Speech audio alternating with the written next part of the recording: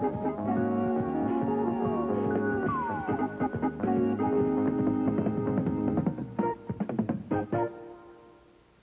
Braden's Tennis for the Future is made possible by a grant from Connecticut General Insurance Corporation and its subsidiaries, Aetna Insurance Company and Connecticut General Life Insurance Company.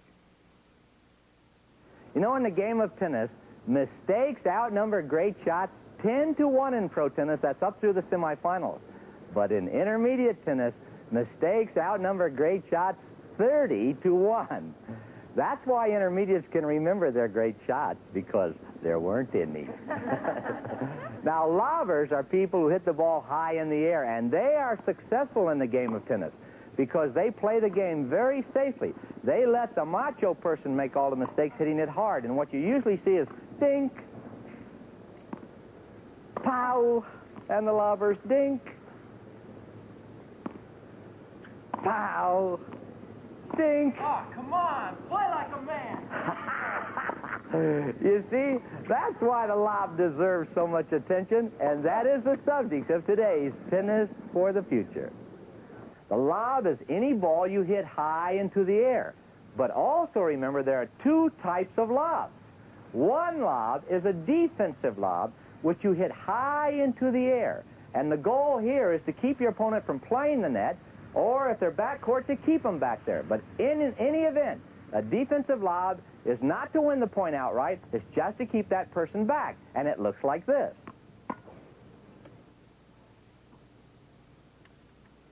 All right, that's a defensive lob. Now, the offensive lob is the one designed to win the point outright, and that's not as high. And there are some people who use this very well. Bjorn Borg uses it well. He hits it with topspin. Some people hit it with a slight underspin, some flat. But it just goes out of the reach of the person who's playing the net, and it's designed to win the point outright, and it looks like this. That's the offensive lob.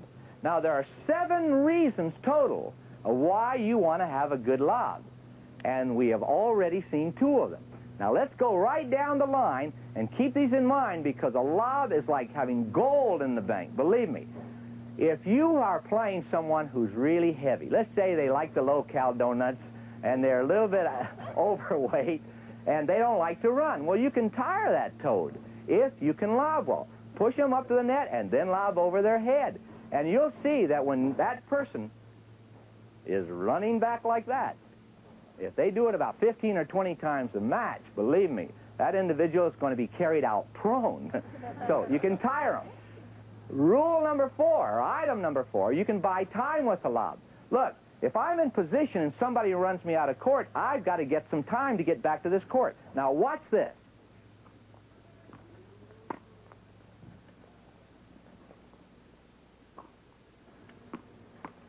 You see? In slow motion, you can see what I mean by buying time. Look, I'm way out in that alley, and I've got to get back to the center of that baseline. Well, while my opponent is chasing down that lob, he's way out of court, I can go back there and practically write another book. Look, the ball's now coming back. And the real time it took for that ball right there to hit my hand from the time I hit the ball was 6 seconds. And the 5th reason for learning to lob is that you can break up your opponent's rhythm. Remember when those 2 men were hitting that ball and the slugger's going pow and the lobber's going dink? Well, that slugger wants to get out there and pow, pow. He loves to slug because he's got a nice rhythm, and he wants you to slug too. But don't play into his hands. If he wants to slug, you go dink, and now you break up the rhythm. And remember that item number 6 is you can test the patience. And remember what happened to that other player who wanted to slug the ball? He's yelling out, "Why don't you stand up and play like a man?" He's all upset. So test the patience with a lob. It's really fun to watch people crack up. Now, you can also use Mother Nature. Mother Nature can really help you, and people don't use nature well on a tennis court. If you're looking into the sun, it's very uncomfortable. Well, when you're trying to hit an overhead smash coming from your opponent's lob, it's not too easy. You're looking up, and you can't see momentarily. Well, if your opponent's in that predicament, why not throw them a nice little lob into the sun? Now, while they're trying to find it, they get the fuzz sandwich. You can serve them up a pretty good lunch that way. Also remember that you can use the wind conditions. If the wind is blowing across the court, lob into the wind, and it'll blow the ball back onto the court and push it going across the court. It's very difficult for your opponent to judge a ball that's coming in from the wind. And also a lob is very difficult to judge because Mother Nature has made us a blue sky. And when you have the blue sky, it's very difficult to judge the rate the ball is falling. And as a result, people have great difficulty in timing an overhead from a good lob. But people say to me, wait a minute, only chickens lob? Who wants to play somebody who goes dink, dink? I want to be out there and be one of those big macho hitters. But that's not really true. I've been around pro tennis for years, and the greatest players I've ever seen in my life have all lobbed. Pancho Gonzalez was a big hitter, big server, lobbed well. Jack Kramer lobbed better than almost anybody I've seen. Bjorn Borg hits that offensive lob so well and wins points outright in major events with it. And I think Chrissy Everett probably has learned, and Tracy Austin, both in the women's play, they can get the ball back into play with the lob as well as anybody I've seen in the history of the game. Let's start with the grip.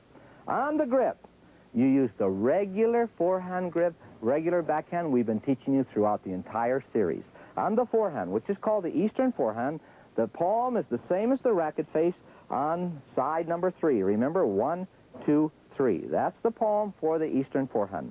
For the Eastern backhand, the palm goes up on the top. And that's the same backhand grip as you've been using for backhand ground strokes. No difference. So don't treat them like they're very different grips for lobs as for your regular forehand and backhand. Palm on 3, palm on 1. And the thumb on the backhand is up a diagonal like this, on a diagonal. And on the forehand, the index finger is spread like this, and the thumb lies next to the middle finger. Eastern forehand, Eastern backhand. No big problem with the grips. But you're going to have a lob. But first, before I get into all the details on the lob, I would like to see how well you lob. Okay? All right, Penny, you and Bill, come on out here for a minute. I'm going to try a little experiment with you. Now, from Ruth Ann, everyone to your left, you 10, would you go down to the other end of the court? You'll get specific direction down there, exactly what you're going to need to do. All right, you head on out to the other end. Austin, could I get you to get the balls off the court just for a minute, and we'll make a little safety rule here. All right, now, Penny and Bill, here's what I'm going to have you do. I'm going to have you hit 10 lobs. And when you lob the ball, you're going to try to hit that white towel down there every time. Now, your classmates are going to be at that other end, and wherever your lob lands, they will immediately get to that spot. Thus, when you finish your 10 shots, we're going to know how accurately you lob. Bill, then I'm going to have you hit 10 after Penny. Then after you hit 10, you're going to go against me, and you're going to put me to the test. Now, there's a great chance for you to embarrass me on my own show. So if you finish and you've got 10 people out there with 20 sets of feet sitting down there like this on top of that towel, I'll know that I'm in deep trouble. All right, let's give it a try. All right, Penny, come on out. And Bill, you just hang there for a second. Come on out. All right, Penny, you're going to be right about in the middle of the court here. All right, let's go with the ball machine. 10 shots for Penny, and her classmates will mark it. Here we go. Oh, it looks good. You're yelling. It looks super. All right. It's a good grunt, too, Penny.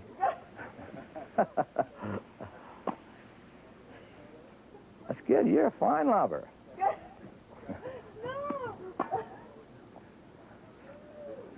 That is a winner.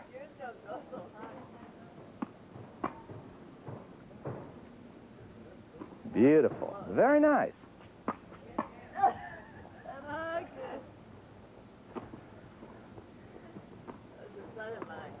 Sure.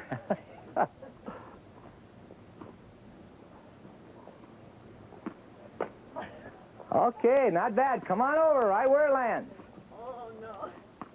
Okay. Is that 10? That's 9? That's 10. Is that 10? That's 10. Okay. Take a good look at that, Penny. That's where your shots have all landed. I like the girl in the orange. That's right. You like Ruth Ann. All right, Bill, your turn. Let's go. You people go back to the back. We'll start it over again. Bill, let me get this ball out of the court right here. Safety first. All right. 10 shots, Bill. You know what to do. Just lay them on that towel, baby. All right, let's go with Bill.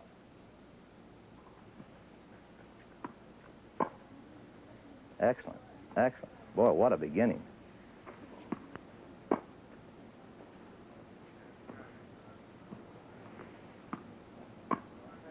Oh, that Bill is ready. Bill is going to put the coach on the spot. Oh, very nice, yeah. Excellent, Bill. Fine lobber.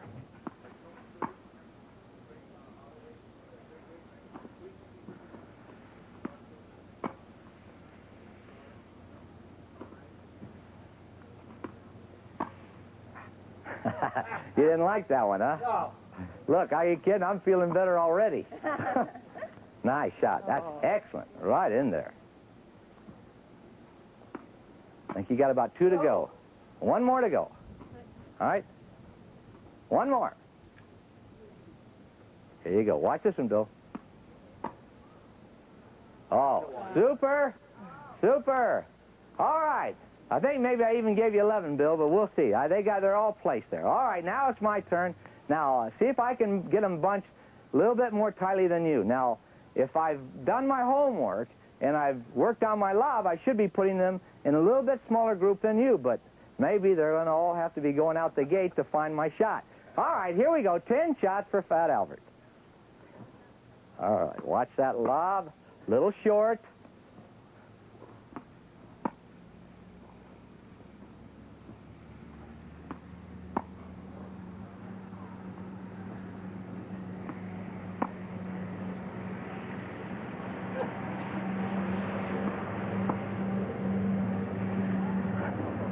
All right.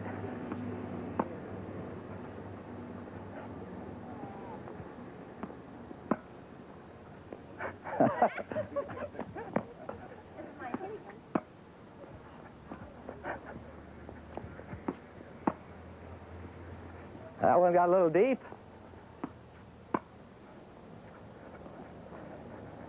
Okay, that's 10. Take a look at that. Was it close? All right, come on over. All right, so now the question is, if I was a little bit more accurate, what was I doing that was different from what you were doing? And that's what we're going to try to pull together. So come on in. We're going to be covering all of the points on the lob now. We'll go through the stroke, A to Z, and we'll see how I could have even improved. If I'd have watched it carefully, I could have done a much better job, I think. And there are 3 points if I would have followed. And this is my clue to you, Penny and to Bill. When you're hitting the ball, I notice that you look out away from your shot. Remember, you're only playing a ball, so keep your head still. Follow the ball into your strings. Now, I would like everyone who's learning to lob to imagine a box that's out in front of them like this. And there's a vertical that goes up 90 degrees, one horizontal. Now, if you want to learn how to lob, just imagine the box and decide how you're going to cut up through that box. And if you can draw that little picture for yourself, every time you go to lob, then just imagine the box, decide how you're going to go up through the box, and that's it. It doesn't matter what they're doing out there. Believe me, you have the ball, they can do nothing. So just imagine the box and go up through it. Now, you have to decide on how steep you're going to swing, and at what angle will the racket be beveled, and how much speed you will apply to that racket on the way up. Those are the 3 points that you'll need to remember. The angle at which you swing, the angle that you face the racket, and the speed at which you swing the racket. All right, now you need to disguise your shot.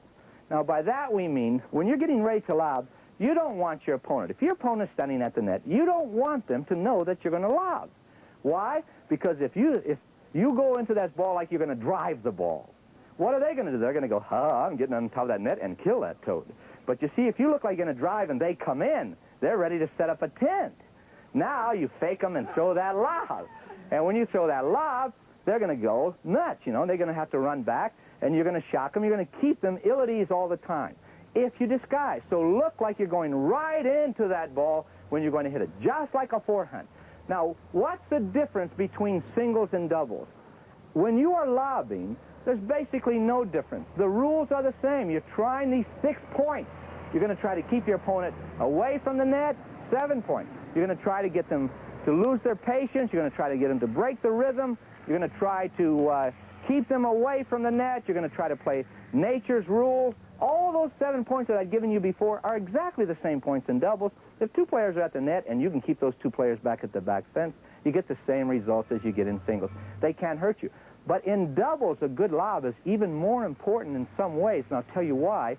When 2 players are at the net, their chances of winning the point increase tremendously. Almost 95 out of 100 chance of winning the point if both players are at the net, unless you have a good lob in doubles.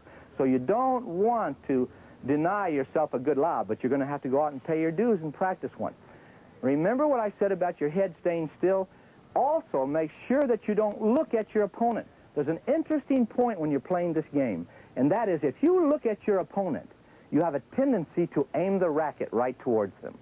So you know where they are. If they're out there, you just keep your eye on the ball and make the shot you want to make. But don't look up when you're hitting your lob. And I noticed, Penny, you and Bill both, you were so eager to see where you hit the ball, but you hadn't hit it yet. Right. Make sure you hit it, and then look. All right? Now, people say, wait a minute. If the lob is such a big shot, then how in the heck do I deal with it? What do I do? If they're hitting good lobs to me, what do I do? My opinion is that for most good lobbers, you're going to end up having to be able to have a good lob back because you have nothing you can do. They're pushing you back so far, and they're making you play up high. It's very difficult. You're getting frustrated because you like to hit with your butt going into the shot down here. Now they're making you hit up here, and you're getting angry and things like that. So it's a little bit tough. Now, if you are prepared, if they bounce the ball, you could hit an overhead smash from the baseline. But people say, wait a minute, you know, hit an overhead from this far back. Sure, you can hit an overhead from this far back. Think about it. The serve is an overhead smash. And the serve, you only get 60 feet in which to hit the ball, from the baseline to the service line. That's 60 feet. But when you're hitting an overhead smash, you get the full length of the court. That's 78 feet. So why not learn to hit an overhead smash from here? Now, if you don't have any of those things, then you're going to end up having some problems because you're going to have to get that guy in the bar, you know, because you can't play with your lob. Now, Jack Kramer told me an interesting thing. It's fascinating. People say, wait a minute, I'm dealing with this lob. That's fine if I'm back court, but what if I were at the net, they lobbed over my head, and now I'm running back? They managed to get it over my head. Well, what Jack taught me stayed with me for 20 years, and he said the same thing for himself.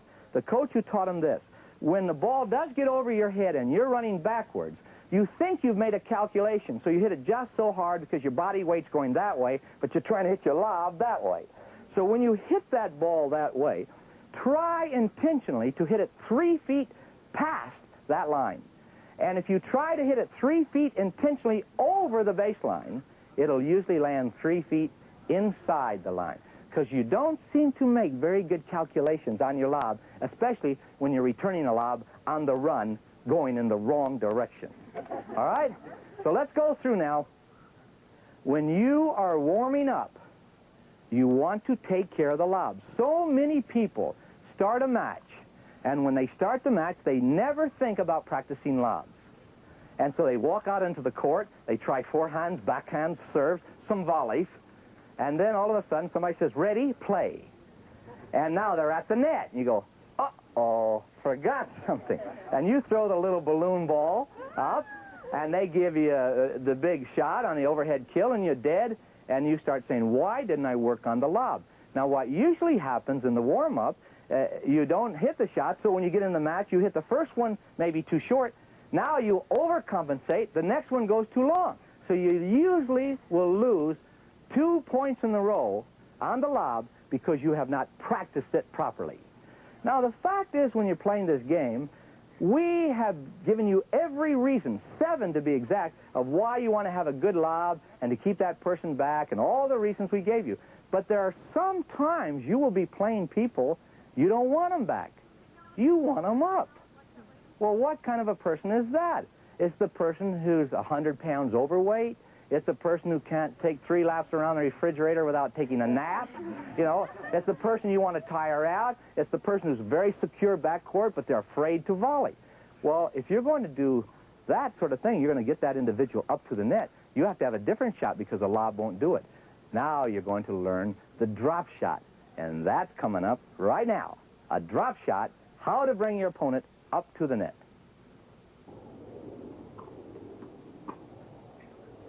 You know, wouldn't it be nice if you could just take that one person that you have in the back of your mind, you'd like to beat their brains out, and then run them up to the net, and then back court, and then run them back up to the net. You'd love it. And then back court.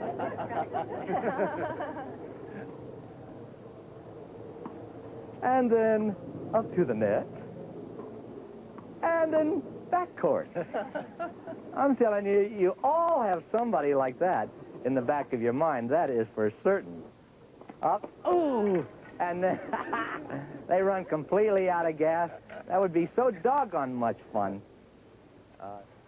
It was really beautiful, wasn't it? Mary would hit the little short ball and then drive Brooke back with that beautiful lob and then bring her up short again. Now I bet you know what a drop shot is.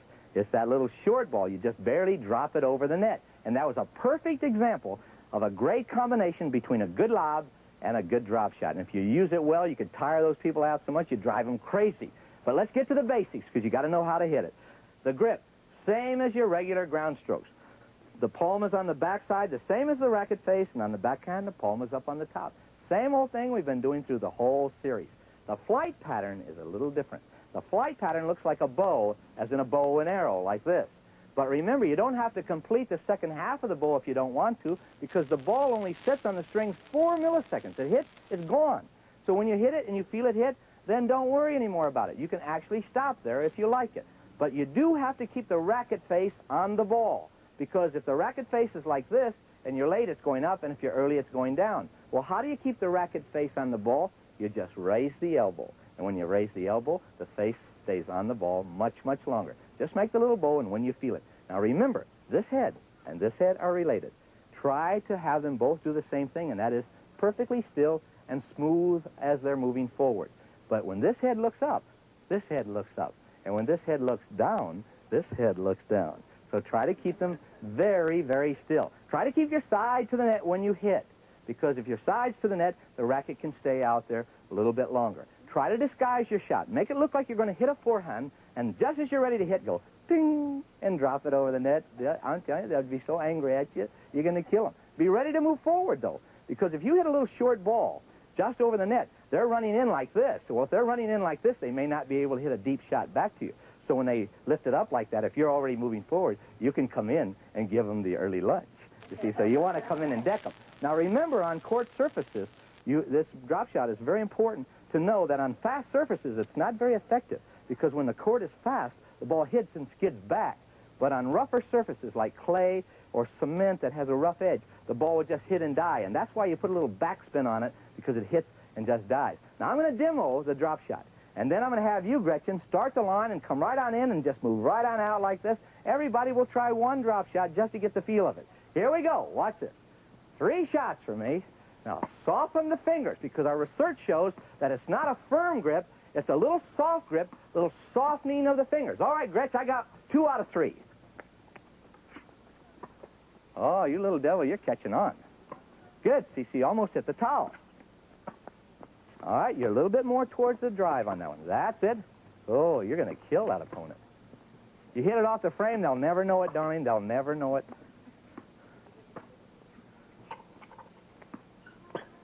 Not bad. I think you people are all ringers. Nice. That's the right idea. See, experiment like that's good.